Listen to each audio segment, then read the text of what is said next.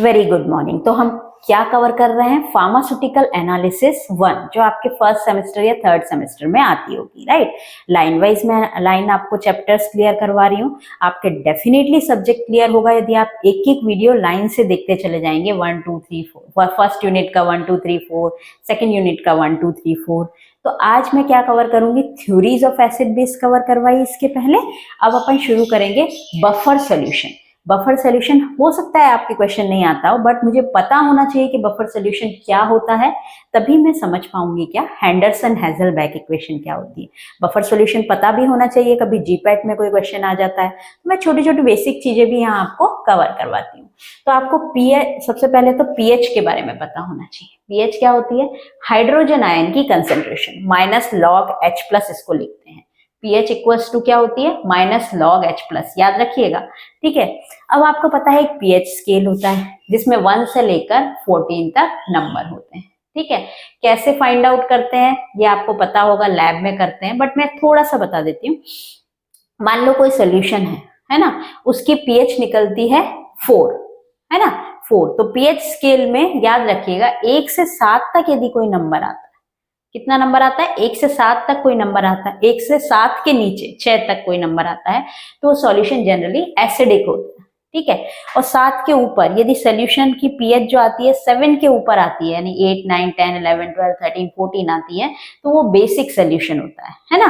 PH paper होता है, उसके थ्रू कलर को फाइंड आउट करके अपन डिफाइन करते हैं कि कैसे कितना पीएच आएगा। वो यहाँ समझने की जरूरत नहीं है, आप इतना सा याद रखिए, यदि किसी सोल्यूशन की पीएच 1 आ रही है तो एसिडिक है, 2 आ रही है तो एसिडिक है, 3 4 5 6 एसिडिक है। लेकिन क्या होता है, सबसे ज्यादा एसिडिक कौन से होता है? 1 वाला सबसे ज्यादा एसिडिक होगा। फिर यदि पीएच 2 आ रही है तो वो कम एसिडिक होगा, 3 आ रही है तो वो और कम एसिडिक होगा। कम एसिडिक होगा यानी H प्लस आयन की कंसेंट्रेशन कम होगी। 4 होगा तो और कम एसिडिक होगा, 5 होगा तो और कम, 6 होगा तो और कम। जैसे जैसे पीएच स्केल पे आगे की तरफ बढ़ते चले जाएंगे, एसिडिटी कम होती चली जाती है, एसिडिक नेचर कम होता चला जाता है, और बेसिक नेचर क्या होता है? बढ़ता चला जाता है। और यदि मैं आपको बोलती हूँ आप एक सोल्यूशन बनाइए जिसकी पीएच है 3.4, 3.4 स्केल में 7 के नीचे आ रहा है, मतलब ये एसिडिक पीएच वाला है, राइट। तो अब देखिएगा बफर सॉल्यूशन का मतलब क्या होता है, हमको ये समझना है। मैंने आपको बताया, बोला कि आप एक बीकर में एक सॉल्यूशन बनाइए जिसका पीएच 3.4 आना चाहिए। कैसा पीएच है ये? एसिडिक पीएच है ना। बट ये 3.4 सॉल्यूशन वाला पीएच का जो आप सॉल्यूशन बनाएंगे, ये ऐसा होना चाहिए कि इसकी पीएच यदि मैं थोड़ा सा एसिड डालूं तो भी चेंज ना हो, थोड़ा सा बेस डालूं तो भी चेंज ना हो, यानी इस पीएच को चेंज होने को रेजिस्ट कर जाए, है ना। यानी ये पीएच चेंज ही नहीं हो। मान लो ये सोल्यूशन मैंने बना लिया है, किस तरीके से मैं बनाऊं जिसकी पीएच है 3.4। यदि इसमें थोड़ा सा एसिड डालूंगी तो भी ये पीएच 3.4 ही रहेगी, थोड़ा सा बेस डालूंगी तो भी 3.4 रहेगी, ठीक है। एसिड डालूंगी तो पीएच और कम हो जानी चाहिए ना, क्योंकि एसिडिक की तरफ खिसकेगी, है ना। और बेस डालूंगी तो बढ़ जानी चाहिए, है ना। लेकिन ऐसा नहीं रहता है, इसकी पीएच कितनी होती है? 3.4 ही रहती है। तो ऐसा सोल्यूशन कुछ कंपाउंड्स को डाल के, कुछ केमिकल्स को डाल के ऐसा सोल्यूशन बनाया जाता है कि उसकी पीएच जो होती है वो फिक्स हो जाती है। उसमें यदि मैं थोड़ा सा एसिड भी डालूंगी या थोड़ा सा बेस भी डालूंगी तो भी वो पीएच चेंज नहीं होती है। ऐसे सोल्यूशन को क्या बोला जाता है? बफर सोल्यूशन बोला जाता है, राइट। अब ये एसिडिक रेंज में आ रहा है, इसलिए एसिडिक बफर सोल्यूशन। अब मैंने आपको बोल दिया 8.4 पीएच का एक सोल्यूशन बनाइए, और ऐसा बनाइए कि यदि इसमें ये सोल्यूशन ऐसा होना चाहिए, यदि इसमें एसिड भी डाल दूं और या फिर बेस भी डाल दूं तो भी इसकी पीएच चेंज नहीं हो। इसकी पीएच कितनी रहे? 8.4, यानी पीएच चेंज को रेजिस्ट करे ऐसा सोल्यूशन बनाइए। तो मान लीजिए 8.4 इस सोल्यूशन का पीएच है। मैंने थोड़ा सा एसिड डाला फिर भी इसकी पीएच कोई चेंज नहीं, थोड़ा सा बेस डाला तो भी इसकी पीएच कोई चेंज नहीं हुई। तो ऐसे सोल्यूशन जो पीएच चेंज को रेजिस्ट करते हैं, जिनमें इसकी पीएच चेंज नहीं होती है, उनको बफर सोल्यूशन बोला जाता है। होता है। ये सोल्यूशन क्या होगा, बफर सोल्यूशन होगा। कुछ केमिकल्स डाल के ऐसा सोल्यूशन बना लिया जाता है, इसकी पीएच थोड़ा सा एसिड या बेस डालेंगे तो भी चेंज नहीं होगी। 8.4 है तो 8.4 ही रहेगी।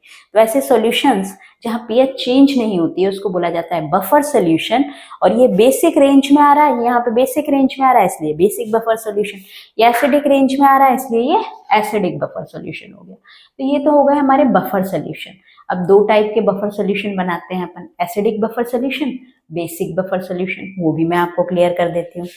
चलिए जी, नेक्स्ट अपन क्या पढ़ते हैं, टाइप्स ऑफ बफर। तो दो टाइप के बफर होते हैं, एक तो एसिडिक बफर कैसे बनाऊंगी। एसिडिक बफर मतलब मैंने आपको बताया था ना, पीएच अभी कितना 1 से 14 तक रेंज होती है, ठीक है ना, पीएच स्केल पर। और ये 7 होता है, 7 से नीचे वाले जो होते हैं वो जनरली एसिडिक कहलाते हैं, और 7 से ऊपर जैसे 8, 9, 10, 11, 12, 13 ये क्या होते हैं, बेसिक। अब मानो मैंने बोला आप एक बफर सोल्यूशन बनाइए जिसकी पीएच है 3.4, इसका मतलब वो एसिडिक हो गया। आपसे बोला एक बफर सोल्यूशन बनाइए जिसकी पीएच हो 1.4, तो वो बेसिक हो गया, राइट।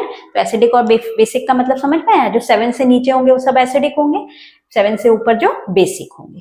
तो अब देखिए एसिडिक बफर कुछ नहीं है, एक बीकर ले लेंगे, उसमें हम क्या डालेंगे, वीक तो एसिड डालेंगे। अब ये वीक एसिड क्या होता है, इसके लिए मुझे समझना होगा कि स्ट्रॉन्ग एसिड क्या होता है। जैसे HCl को यदि मैं पानी में डालूंगी तो HCl का एक मॉलिक्यूल, ठीक है ना, H+ और Cl- में टूट जाएगा, है ना, एक मॉलिक्यूल टूट जाएगा, कंप्लीट आयोनाइज हो जाएगा। इसका मतलब वो स्ट्रॉन्ग है क्योंकि उसने अपना सारा आयोनाइजेशन करके H+ दे दिए हैं। H+ देना मतलब ही तो एसिड है, राइट। जबकि एसिटिक एसिड की क्या प्रॉपर्टी होती है, ये किसमें आयोनाइज होगा, CH3CO- H+, लेकिन ये कंप्लीट आयोनाइज नहीं होता है। इसके कुछ मॉलिक्यूल तो CH3CO- और H+ में कन्वर्ट हो जाते हैं, कुछ CH3COOH की फॉर्म में ही रह जाते हैं, एसिटिक एसिड की फॉर्म में ही रह जाते हैं। तो जो मॉलिक्यूल जो एसिड जितना ज्यादा H+ देता है ना, उतना ज्यादा स्ट्रॉन्ग एसिड होता है। तो कम दे रहा है एसिटिक एसिड H+, तो वीक है, तो इसीलिए यहाँ पे क्या लेते हैं, वीक तो एसिड डाल देते हैं इसमें। एसिडिक बफर कैसे बनाना है, तो एक तो लूंगी मैं वीक एसिड, है ना, जैसे ले लिया मैंने एसिटिक एसिड। अब उस एसिटिक एसिड जो अपन ने लिया है वीक एसिड, उस वीक एसिड का किसी स्ट्रॉन्ग बेस के साथ सॉल्ट, ऐसे समझ में नहीं आएगा। अब देखिए वीक एसिड जो है एसिड है, स्ट्रॉन्ग बेस लिया जैसे NaOH ले लिया मैंने, ठीक है। आपको पता है एसिड और बेस की जब भी रिएक्शन होती है तो सॉल्ट का फॉर्मेशन होता है, ठीक है। तो ये एसिड वीक एसिड है, weak acid plus strong base है, NaOH क्या है, स्ट्रॉन्ग बेस है, ठीक है। तो क्या बनेगा, एक सॉल्ट बनेगा, CH3COO- यहां से ले लिया, Na+ ले लिया, तो CH3COONA, सोडियम एसीटेट, एक सॉल्ट बन गया, जो किससे बना हुआ है, weak acid plus strong base से, है ना। तो यहाँ पे अपन ने क्या ले लिया, अब समझिए इसको, जैसे इसमें अपन ने बीकर में एक तो वीक एसिड डाल दिया और कैसा सॉल्ट डाला, जो किससे बना हुआ है, वीक तो एसिड से बना हुआ है और स्ट्रॉन्ग बेस से मिलकर बना हुआ है। आपको पता है एसिड प्लस बेस की जब रिएक्शन होती है तो सॉल्ट बनता है, तो वो सॉल्ट लेते हैं।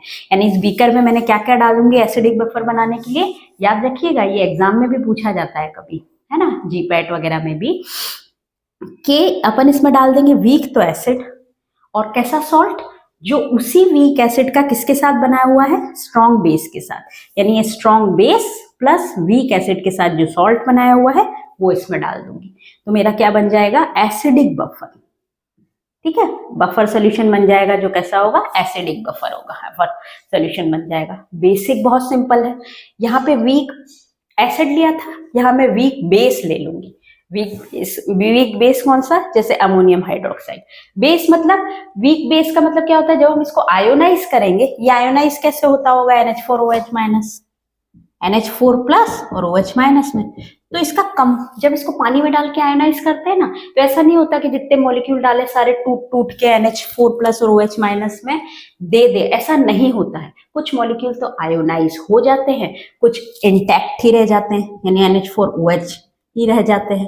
तो यानी जितना मैंने दिया कंप्लीट आयोनाइज नहीं हुआ, यानी OH- इसने कम दिया, OH- NH4+ और OH- आयन में तो टूट रहा है, तो OH- आयन इसने कम दिया, इसका मतलब ये वीक बेस है, राइट। तो आपको समझ में आ गया होगा वीक बेस क्या है। तो इसमें क्या लेते हैं अपन, इस बीकर में लिया अपन ने वीक बेस प्लस वही सिंपल सा वो वीक बेस की रिएक्शन करा दी एक स्ट्रॉन्ग एसिड के साथ, ठीक है, और एक ऐसा सॉल्ट बना दिया।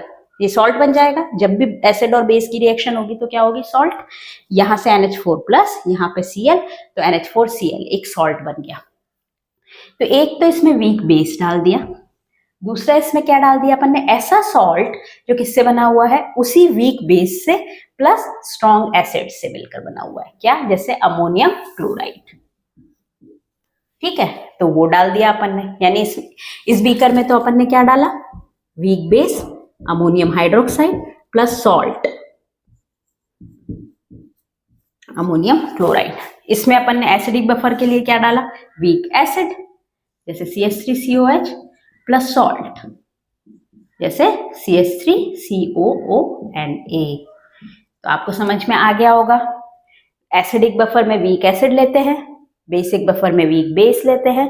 इसका जस्ट उल्टा, इस वीक एसिड के साथ हम किसकी रिएक्शन करा देते हैं, स्ट्रॉन्ग बेस की, ठीक है, और जो सॉल्ट बनता है वो इस बीकर में डाल देते हैं, ठीक है।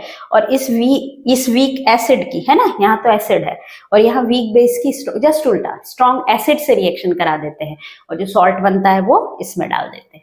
तो आई होप आपको टाइप्स ऑफ बफर समझ में आ गया होगा, बफर सोल्यूशन क्या होता है ये समझ में आ गया होगा।